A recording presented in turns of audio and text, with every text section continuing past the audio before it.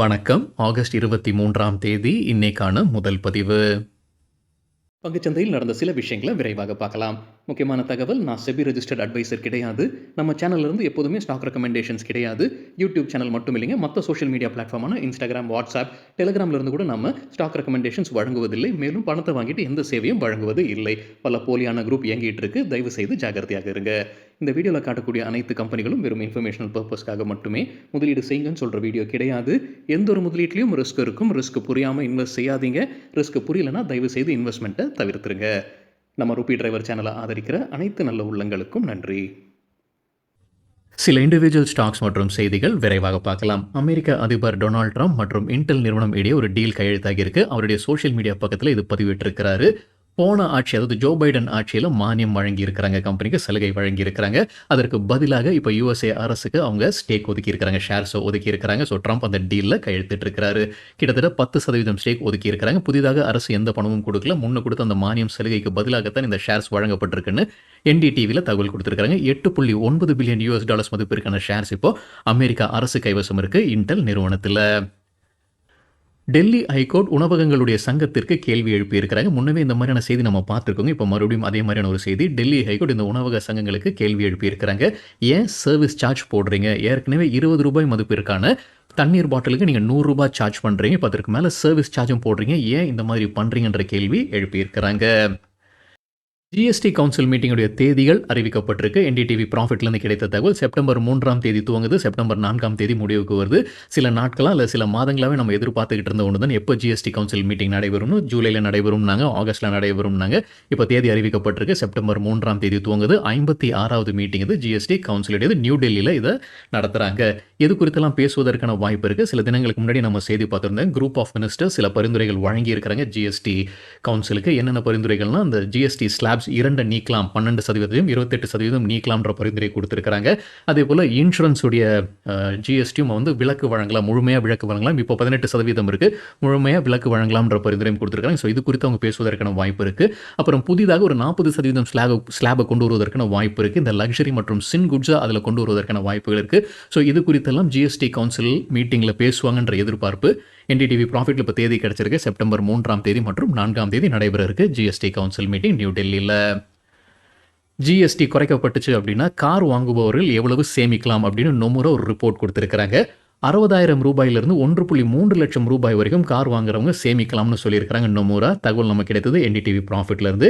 எவ்வளவு வரி குறையும், அந்த வரி குறையிறதுனால அந்த காருடைய விலை எவ்வளவு குறையும், இஎம்ஐ எவ்வளவு குறையும் அப்படின்னு அந்த ரிப்போர்ட்டில் சொல்லியிருக்கிறாங்க நொமுரா. ஒரு உதாரணத்துக்கு நம்ம விரைவாக பார்த்துடலாங்க. டிசையர் காரை நம்ம வாங்குறோம் அப்படின்னா, இப்போ வாங்குறோம்னா இப்போ இஎம்ஐ ₹15,519 மாதந்தோறும். இப்போ இந்த ஜிஎஸ்டி குறைச்சாங்க அப்படின்னா அந்த இஎம்ஐ ₹14,195 குறையும்னு சொல்லியிருக்காங்க. ஸோ ஒவ்வொரு காருக்கும் ஒவ்வொரு மாடலுக்கு ஏற்ப மாதிரி மாறும். ஸோ ₹1,200 சேமிக்கலாம்னு சொல்லியிருக்காங்க நொமுரா. ஸோ அவங்களுடைய ரிப்போர்ட்லேருந்து கிடைத்த 3 ஸ்க்ரீன்ஷாட்ஸ்ங்க இப்போ நம்ம பார்த்துக்கிட்டு இருக்கிறது எவ்வளவு வரி குறைவதற்கான வாய்ப்பு இருக்குது. இப்போ வேகனார் எடுத்துக்கிட்டோம்னா 29% வரி இப்போ இருக்குது, அது 18% குறைவதற்கான வாய்ப்பு இருக்குது. டிசையர் எடுத்துக்கிட்டோம் அப்படின்னா 29% வரி இப்போ இருக்குது, அதுவும் 18% குறைவதற்கான வாய்ப்பு இருக்குது. கிரெட்டா, ஹுண்டாயுடைய கிரெட்டா எடுத்துட்டோம்னா 45% வரி இப்போ இருக்குது, ஜிஎஸ்டி குறைச்சாங்கன்னா 40% குறையும். எக்ஸ்யூவி 700 எடுத்துக்கிட்டோம் அப்படின்னா இப்போ 48% இருக்குது வரி, அது 40% குறையும். ஸோ இது வரி எவ்வளவு குறைவதற்கான வாய்ப்பு இருக்குன்னு காட்டியிருக்கிறாங்க. மற்றொரு ஸ்க்ரீன்ஷாட் வந்து அந்த வரி குறையிறதுனால விலை எவ்வளவு குறையும், அதுவும் ஒரு உதாரணமாக கொடுத்துருக்காங்க. இதில் இருக்கக்கூடிய விலை எல்லாமே டெல்லி ப்ரைஸ்ன்னு நினைக்கிறாங்க. எந்த இடம் அப்படின்றது சொல்லலாம் அவங்களோட ரிப்போர்ட்டில். ஸோ டெல்லி ப்ரைஸ்ன்னு நான் அசியூம் பண்ணிக்கிறேன். இப்போ இதில் வேகனார் பார்த்தீங்கன்னா இப்போ இருக்கக்கூடிய விலை வந்து ₹7.48 லட்சம், அது ₹6.84 லட்சம் குறையும். ஸோ ஒவ்வொரு ரகத்திற்கும் ஒவ்வொரு மாடலுக்கும் என்ன குறையறதுக்கான வாய்ப்பு இருக்குன்றது காட்டியிருக்கிறாங்க. மூன்றாவது ஸ்க்ரீன்ஷாட் வந்து இஎம்ஐ எவ்வளவு குறைவதற்கான வாய்ப்புகள் இருக்குது. அது வேகனாருக்கு இப்போ நம்ம பார்த்துக்கிட்டோம் அப்படின்னா ஓல்டு இஎம்ஐ வந்து 12,281, இந்த ஜிஎஸ்டி ரேட்டுக்கு பிறகு 11,234 குறையும், அதாவது ₹1,047 மாதந்தோறும் சேமிப்பதற்கான வாய்ப்புகள் இருக்குது. இந்த ரிப்போர்ட் வெளியிட்டிருப்பது நொமுரா. தகவல் நமக்கு கிடைத்தது என்டிடிவி ப்ராஃபிட்லேருந்து. யுஎஸ் ஃபெடரல் ரிசர்வுடைய தலைவர் பவல் அவருடைய உரையாற்றி இருக்கிறாரு ஜாக்சன் ஹோலில். ரொம்ப நாட்டில் எதிர்பார்த்த ஒன்றாக இருந்ததுங்க. இப்போ பவல் சொல்லியிருப்பது டொனால்ட் ட்ரம்ப் கொண்டு வந்திருக்கிற வரியுடைய எஃபெக்ட் இப்போ உணர முடியுது. வருங்காலத்தில் ரேட் கட் இருப்பதற்கான வாய்ப்புகள் இருக்குன்ற மாதிரி சொல்லியிருக்கிறாரு. இந்த உரைக்கு பிறகு நேற்று யூஎஸ் மார்க்கெட் நல்லாவே பர்ஃபார்ம் பண்ணியிருக்கிறாங்க. தகவல் நம்ம கிடைத்தது என்டிடிவி ப்ராஃபிட்லேருந்து. ரஷ்யா யுக்ரைன் மீதான தாக்குதலை வலுப்படுத்தி இருக்கிறாங்கன்னு மணி கண்ட்ரோல் அப்டேட் கொடுத்திருக்காங்க. போன வாரம் தான் ரஷ்யாவுடைய அதிபர் புட்டின் அமெரிக்கா அதிபருடன் பேச்சுவார்த்தை நடத்திட்டு போனாரு. அப்புறம் ஜெலன்ஸ்கி போனாரு. யூரோப் தலைவர்கள் எல்லாமே போனாங்க. இப்போ புட்டினும் ஜெலன்ஸ்கியும் பேச்சுவார்த்தை நடத்துவாங்கன்ற செய்தியெல்லாம் நம்ம பார்த்திருந்தோம். அதற்கு இடையே இப்போ என்ன செய்தி வந்திருக்குன்னா, ரஷ்யா கூடுதலாக தாக்குதலை நடத்துறாங்க யுக்ரைன் மீதுன்ற செய்தி மணி கண்ட்ரோல்ல வெளியிட்டிருக்கிறாங்க. நிஃப்டி 50 மாற்றங்கள் அறிவிப்பு வெளியாகிருக்கு. அதிகாரப்பூர்வ அறிவிப்பு. எதிர்பார்த்த மாதிரியே இண்டிகோ மற்றும் மேக்ஸ் ஹெல்த்கேர் சேர்க்கப்பட்டிருக்கு நிஃப்டி 50ல. ஹீரோ மோட்டோகார்ப் மற்றும் இண்டஸ்இண்ட் பேங்க் வெளியேறியிருக்கு. செப்டம்பர் 30ஆம் தேதியிலிருந்து இது அமலுக்கு வருது. நிஃப்டி 100ல என்னென்ன மாற்றங்கள் நடந்திருக்கு? Dabur India, ICICI Prudential life insurance, Hero MotoCorp, IndusInd bank மற்றும் ஸ்விக்கி வெளியேறி இருக்கிறாங்க. யாரெல்லாம் உள்ள வந்திருக்காங்க நிஃப்டி 100ல? Hindustan zinc, Max healthcare, Mazagon dock ship builders, Siemens energy மற்றும் சோலார் இண்டஸ்ட்ரீஸ். நிஃப்டி நெக்ஸ்ட் 50ல இருக்கக்கூடிய மாற்றங்கள் புதிதாக உள்ள வந்திருப்பது Hindustan zinc, Mazagon talk, siemens energy மற்றும் சோலார் இண்டஸ்ட்ரீஸ். செக்டோரல் சேஞ்சஸ் பார்க்கும்போது ஆட்டோ செக்டரில் எம்ஆர்எஃப், பால்கிருஷ்ண இண்டஸ்ட்ரீஸ் வெளியேறி இருக்கிறாங்க. சோனா பிஎல்டபிள்யூ அண்மையில செய்தி சர்ச்சையில் இருந்த ஒரு ஸ்டாக் தான் சோனா பிஎல்டபிள்யூ. ஊனோ மிண்டா உள்ள வந்திருக்காங்க ஆட்டோ செக்டருக்கு. நிஃப்டி ஃபினான்ஷியல் சர்வீசஸ்ல ஹெச்டிஎஃப்சி, ஏஎம்சி வெளியே போயிருக்காங்க. பிஎஸ்சி உள்ள வந்திருக்காங்க. நடுவில் ஒரு செய்தி இருந்ததுங்க, பிஎஸ்சியே வந்து நிஃப்டி 50 இண்டெக்ஸ்ல இடம் பிடிப்பதற்கான வாய்ப்புகள் இருக்கின்ற ஒரு செய்தி இருந்தது. அதுக்கப்புறம் இல்லைன்ற மாதிரியும் நம்ம பார்த்துருந்தோம். இப்போ பிஎஸ்சி வந்து நிஃப்டி ஃபினான்ஷியல் சர்வீசஸ் செக்டர் இண்டெக்ஸில் இடம் பிடிக்கிறாங்க. நிஃப்டி ஃபார்மாவில் பிரமல் ஃபார்மா மற்றும் வோர்கார்ட் சேர்க்கப்பட்டிருக்கு. நிஃப்டி ரியாலிட்டியில் சிக்னேச்சர் குளோபல் சேர்க்கப்பட்டிருக்கு. தீமேட்டிக் இண்டெக்ஸில் பார்க்கும்போது நிஃப்டி இந்தியா கன்சம்ஷனில் டிக்சன் டெக்னாலஜிஸ் சேர்க்கப்பட்டிருக்கு. இந்தியா டிஃபென்ஸில் பாரத் ஃபோர்ஜ் ஸ்டாக் சேர்க்கப்பட்டிருக்கு. நிஃப்டி மொபிலிட்டியில் ஹுண்டாய் மோட்டார் இந்தியா மற்றும் ஸ்விக்கி சேர்க்கப்பட்டிருக்கு. செபி பிளாக் டீல சில மாற்றங்கள் கொண்டு வர இருக்கிறாங்க. விதி மாற்றம் செய்ய இருக்கிறாங்க. சில ப்ரொபோசல்ஸை முன் வச்சிருக்கிறாங்க. 2 நேரத்தை ஒதுக்குறாங்க இந்த பிளாக் டீல் நடத்துவதற்கு. காலையில் 8:45 9 மணி அளவில், மதியம் 2:05 முதல் 2:20 வரைக்கும் இந்த பிளாக் டீல் நடக்கலாம்ன்ற மாதிரி அவங்க பரிந்துரை கொண்டு வர இருக்கிறாங்க. அதே போல குறைந்தபட்சம் சைஸ் 25 கோடி ரூபாயாக இருக்க வேண்டும் பிளாக் டீலுக்கு. இந்த மாதிரி பரிந்துரைகள் கொண்டு வர இருக்கிறாங்க செபி. ப்ளூ ஸ்டாருக்கு நிர்மல் பங்க் தொடர்ந்து பை ரேட்டிங் கொடுக்குறாங்க. எதிர்பார்க்குற டார்கெட் 2180 ரூபாய். ஆகஸ்ட் 22ஆம் தேதி ரிப்போர்ட் படிங்க இது. ஸோ இப்போ கடைசியாக ட்ரேட் ஆகிக்கிறது 1919 ரூபாயில் ட்ரேட் ஆகிட்டு இருக்கு.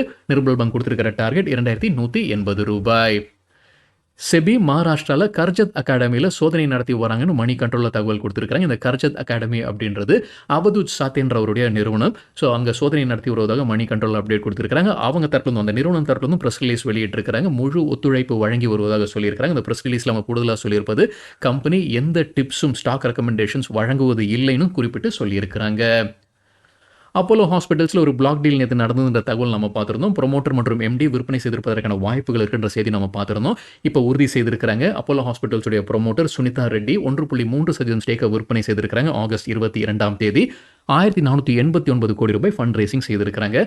யாரெல்லாம் வாங்கியிருக்கிறாங்க அந்த பட்டியலும் கொடுத்துருக்காங்க. மார்கன் ஸ்டான்லி, கோல்ட்மேன் சாக்ஸ், Societe Generale, T. Rowe Price, Abu Dhabi investment authority, PNB Paribas, Copthall Mauritius investment, Fidelity funds, கிசாலோ master fund, Invesco mutual fund, Kotak Mahindra life insurance company, Morningstar fund trust, Axis mutual fund மற்றும் Tata mutual fund பையர்ஸாக இருந்திருக்கிறாங்க. Lokesh machines குறித்து மணி கண்ட்ரோல்லேருந்து கிடைத்த ஒரு தகவல், வெள்ளிக்கிழமை 10% அதிகரித்தது கம்பெனியுடைய ஷேர் பிரைஸ். கம்பெனி தரப்பு அப்டேட் இருக்குது. அவங்களுக்கு டிஃபென்ஸ் மினிஸ்ட்ரி கிட்ட இருந்து மேனுஃபேக்சரிங் ரெஜிஸ்ட்ரேஷன் கிடைச்சிருக்கு. நசாரா டெக்னாலஜிஸ் வெள்ளிக்கிழமை 4% வீழ்ச்சியை பார்த்துருக்கு. நம்ம சில தினங்களாக பார்த்துட்டு இருக்கோம் இந்த ஸ்டாக் ப்ரைஸ் விழுந்துகிட்டே இருக்குது. எப்போ அரசு வந்து ஆன்லைன் கேமிங் தடை சட்டத்தை கொண்டு வந்தாங்களோ அப்போலேருந்து இந்த ஸ்டாக் விழுந்துட்டு தான் இருக்குது. இப்போ கம்பெனி தரப்பு ஒரு அப்டேட் கொடுத்துருக்காங்க. மூன்ஷைன் டெக்னாலஜிஸ் பிரைவேட் லிமிடெட்ல 46% ஸ்டேக் வைத்திருக்கிறாங்க. இந்த மூன்ஷைன் நிறுவனம் தான் போக்கர் பாசி அப்படின்ற அந்த ஆப்பை நடத்தி வந்துட்டு இருக்காங்க. போக்கர் பாசியில் வந்து நம்ம பணத்தை கட்டி, நிஜமான பணத்தை கட்டி விளையாடலாம். ஸோ இப்போ அந்த விளையாட்டு எல்லாமே நிறுத்த ஆரம்பிச்சிருக்காங்க போக்கர் பாசின்ற தகவல் நசாரா டெக்னாலஜிஸ் வெளியிட்டிருக்கிறாங்க. டிவிஸ் லேபரேட்டரிஸ்க்கு சிட்டி கொடுத்துருக்கிற ரேட்டிங் பை ரேட்டிங் கொடுக்குறாங்க. தொடர்ந்து எதிர்பார்க்குற டார்கெட் 7750 ரூபாய். இப்போ வீழ்ச்சியை பார்த்துட்டு இருக்கிற டிவிஸ் லேபரேட்டரிஸ்க்கு இது ஒரு நல்ல ஆப்பர்ச்சுனிட்டின்னு சொல்லியிருக்காங்க. சிட்டி வாங்குவதற்கு கொடுத்துருக்கிற டார்கெட் 7750 ரூபாய். JSW ஸ்டீல் குறித்து CNBC TV 18லேருந்து கிடைத்த ஒரு தகவல், ஒடிசா அரசு 1473 கோடி ரூபாய்க்கான டிமாண்ட் நோட்டீஸ் அனுப்பியிருக்கிறாங்க. அவங்க கனிமம் சப்ளை பண்ணதில் ஷார்ட்டேஜ் இருந்திருக்கு. அதனால தான் இந்த டிமாண்ட் நோட்டீஸ் அனுப்பியிருக்கிறாங்க ஒடிசா அரசுன்னு CNBC TV 18ல தகவல் கொடுத்துருக்காங்க. லார்சன் அண்ட் டியூப்ரோ குறித்து CNBC TV 18லேருந்து கிடைத்த ஒரு தகவல், கம்பெனியுடைய சேர்மன் மற்றும் மேனேஜிங் டைரக்டர் பேட்டி கொடுத்திருக்காரு. அதுலேருந்து கிடைத்த ஒரு தகவல், அவங்களுடைய ரியாலிட்டி பிசினஸ் உடைய லிஸ்டிங் நிதியாண்டு 2027 அல்லது 2028க்குள்ளார இருக்கும்ன்ற மாதிரி அவர் சொல்லியிருக்கிறாரு.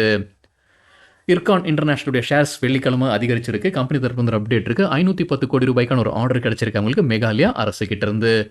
அசோகா பில்கான் தரப்பு வந்து அப்டேட் இருக்கு. அவங்களுக்கு நார்த் வெஸ்டர்ன் ரயில்வேஸ் கிட்ட இருந்து 500 கோடி ரூபாய்க்கான ப்ராஜெக்ட் கிடைச்சிருக்கு. அப்போலோ மைக்ரோ சிஸ்டம்ஸ் வெள்ளிக்கிழமை 15% அதிகரித்தது. கம்பெனிக்கு 25 கோடி ரூபாய்க்கான ஆர்டர்ஸ் கிடைச்சிருக்கு. யார்கிட்ட இருந்து குறிப்பிட்டு சொல்லிங்க, டிஆர்டிஓ கிட்ட இருந்து கிடைச்சிருக்குன்னு சொல்லியிருக்காங்க. அப்புறம் பப்ளிக் செக்டர் யூனிட் கிட்ட இருந்து கிடைச்சிருக்குன்னு சொல்லியிருக்காங்க. அந்த நிறுவனங்களோட பெயர் அவங்க சொல்லல. மங்கள் எலக்ட்ரிக்கல் ஐபிஓ குறித்தான அப்டேட் வெள்ளிக்கிழமை 3வது நாள் முடிவுல ஒட்டுமொத்த சப்ஸ்கிரிப்ஷன் 10 மடங்கு ஆகியிருக்கு. ரீட்டைல் கேட்டகரி மட்டும் பார்க்கும்போது 5 மடங்கு சப்ஸ்கிரிப்ஷன் ஆகியிருக்கு. Arc insulation and insulators IPO குறித்தான அப்டேட் 2வது நாள் வெள்ளிக்கிழமை முடிவுல ஒட்டுமொத்த சப்ஸ்கிரிப்ஷன் 3 மடங்கு, ரீட்டைல் கேட்டகரி மட்டும் 4 மடங்கு ஆகியிருந்திருக்கு. ஷ்லாஸ் பெங்களூர் அவங்களோட பேர் மாற்றம் செய்ய இருக்கிறாங்கன்னு சிஎன்பிசி டிவி 18லேருந்து கிடைத்த தகவல். ஷ்லாஸ் பெங்களூர் தான் இந்த லீலா பேலஸ் ஹோட்டல்ஸை நடத்தக்கூடிய நிறுவனம். ஸோ புது பேராக லீலா பேலஸ் ஹோட்டல்ஸ் அண்ட் ரிசார்ட்ஸ்னே கொண்டு வர இருக்கிறாங்க. இதற்காக ஷேர் ஹோல்டர்ஸ் கிட்டேருந்து ஒப்புதல் பெறப்படும், அப்புறம் அத்தாரிட்டிஸ் கிட்டேருந்து ஒப்புதல் பெறப்படும்னு சொல்லியிருக்காங்க கம்பெனி. தகவல் கிடைத்தது சிஎன்பிசி டிவி 18லேருந்து. ஏரிஸ் லைஃப் சயின்சஸ் தரப்புல வந்து ஒரு அப்டேட் இருக்கு. கம்பெனிக்கு ஒரு ஷோ காஸ்ட் மற்றும் டிமாண்ட் நோட்டீஸ் வந்திருக்கு. ஜிஎஸ்டி அத்தாரிட்டிஸ் கிட்ட இருந்து 17 கோடி ரூபாய் கட்ட சொல்லி 2019ஆம் ஆண்டுல சில டிரான்சாக்ஷன் நடத்தியிருக்காங்க. குறிப்பிட்டு சொல்லும்போது நோவார்டிஸ் ஏஜி சுவிட்சர்லாந்து கிட்ட இருந்து சில ட்ரேட்மார்க் ரைட்ஸ் வாங்கியிருக்காங்க. ஸோ அதற்கான உரிய ஜிஎஸ்டியை கட்டல அப்படின்றதற்காக தான் இந்த நோட்டீஸ் அனுப்பப்பட்டிருக்கு ஏரிஸ் லைஃப் சயின்சஸ்க்கு. சுப்ரீம் கோர்ட்டில் ஒரு பப்ளிக் இன்ட்ரெஸ்ட் லிட்டிகேஷன் தாக்கல் செய்யப்பட்டிருக்கு. எத்தனால் கலந்த பெட்ரோல் குறித்தான ஒரு அப்டேட்டுங்க சிஎன்பிசி டிவி 8லேருந்து கிடைத்தது. பெட்ரோல் பங்க்ஸில் இப்போ பெட்ரோல் போடும்போது எத்தனால் கலப்பு இருக்கா இல்லையா அப்படின்றது தெளிவுபடுத்த வேண்டும். அதற்கான உரிய ஸ்டிக்கர்ஸ் நோட்டீஸ்லாம் இருக்கணும். எவ்வளவு கலந்துருக்கிறாங்கன்றது சொல்லணும். எத்தனால் கலப்பு இல்லாத பெட்ரோலும் பெட்ரோல் பங்க்ஸில் விற்பனை செய்ய வேண்டும். கஸ்டமர்ஸ் முடிவு செய்யணும் அவங்களுக்கு எத்தனால் கலந்த பெட்ரோல் வேணுமா இல்லை முழு பெட்ரோல் வேணுமா அப்படின்றது கஸ்டமர்ஸ் முடிவு செய்ய வேண்டும். ஸோ இந்த மாதிரி அரசுக்கு ஒரு ஆணையிடுங்கன்னு ஒரு பப்ளிக் இன்ட்ரெஸ்ட் லிட்டிகேஷன் சுப்ரீம் கோர்ட்டில் தாக்கல் செய்யப்பட்டிருக்கு. மற்றொரு அப்டேட் அதே இதில் என்ன சொல்லியிருக்கிறாங்கன்னா, இப்போ இந்த எத்தனால் கலக்கிறதுனால பெட்ரோலுடைய விலை குறையணும். அதான குறையல. ஸோ பொதுமக்களுக்கு அதோடைய மானியம் வழங்கப்பட வேண்டும்ன்ற கோரிக்கையை முன்வைத்திருக்கிறாங்க அந்த பப்ளிக் இன்ட்ரெஸ்ட் லிட்டிகேஷனில். இந்தியாவில் சந்தோஷமாக இருக்கக்கூடிய மாநிலங்கள் எவை டாப் 10 லிஸ்ட்டை வெளியிட்டிருக்கிறாங்க. சிஎன்பிசி டிவி 8லேருந்து கிடைத்த ஒரு தகவல். இந்தியன் ஹாப்பினஸ் இண்டெக்ஸ் 2025 தான் வெளியிட்டிருக்கிறாங்க. எதன் அடிப்படையில் இதை தேர்ந்தெடுக்கிறாங்கன்னா, ஆரோக்கியம், சுற்றுச்சூழல், பாதுகாப்பு மற்றும் வாழ்க்கை முறை. டாப் 10 மாநிலங்களில் முதல் இடத்துல இருப்பது ஹிமாச்சல் பிரதேஷ், 2வது இடத்துல மிசோராம், 3வது இடத்துல சிக்கிம், 4வது இடத்துல கோவா, 5வது இடத்துல கேரளா, 6வது இடத்துல தமிழகம், 7வது இடத்துல பஞ்சாப், 8வது இடத்துல உத்தராகண்ட், 9வது இடத்துல ராஜஸ்தான், 10வது இடத்துல மகாராஷ்டிரா. சரிங்க, இதுதான் சில விஷயங்கள் என்னுடைய பார்வைக்கு எட்டியது. நன்றி, வணக்கம்.